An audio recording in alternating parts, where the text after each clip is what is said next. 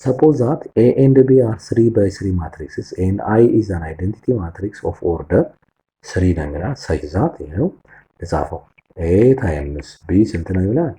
3 times identity ይለናል። and ደግሞ ሌላ ምን ተሰጠ the determinant of ወይም A ወይም ደግሞ ሲምፕሊ እንዲህ ብዬ መጻፍ ይችላል እዚህ ኳልቱ 9 ነው የተፈለገው the determinant of B ወይም ደግሞ dt of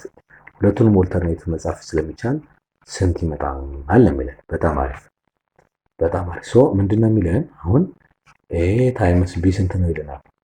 3 times identity ነው ሶ both sides determinant እናስገባው ማለት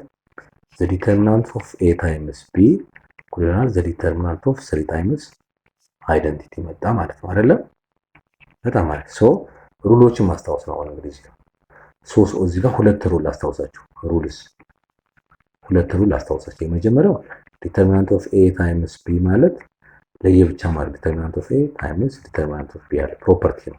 ይሄ ማትሪክስ ላይ ያለ ፕሮፐርቲ ነው ይሄን እንደያዙ ሶ ልበትነው ነው ማለት ይሄ ማለት determinant of A times determinant of B ማለት ይችላል ማለት ነው በሩል ስለሆነ የምንሰራው ማለት ነው አንድ ሁለተኛ the determinant of K times የሆነ ማትሪክስ ከሆነ K the power of n times the determinant of A ማለት K ኮንስታንት ነው n ደግሞ ምንድነው ኦርደር ነው ለምሳሌ 3 by 3 ከሆነ K the power of 3 እና 2 by 2 ከሆነ K the power of 3 ይመጣል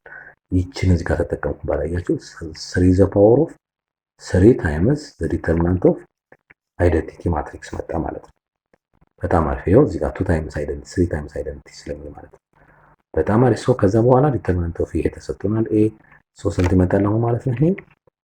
9 times the determinant of B እኩል ይሆናል ይሄ 27 times the determinant of identity matrix ደግሞ ስንት ነው አንድ ነው ሶ ስንት መጣ አሁን ማለት ነው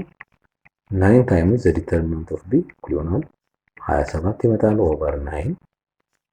9 ባረገው determinant of B ወይም ደግሞ እናንተ ከፈለጋችሁ det of B ማለት ይችላልላችሁ ስኳል ስንት ይመጣል 3 ይመጣል ማለት ነው ግልጽ ነው ተማሪዎች በጣም አሪፍ እሺ እንቀጥላለን ሶ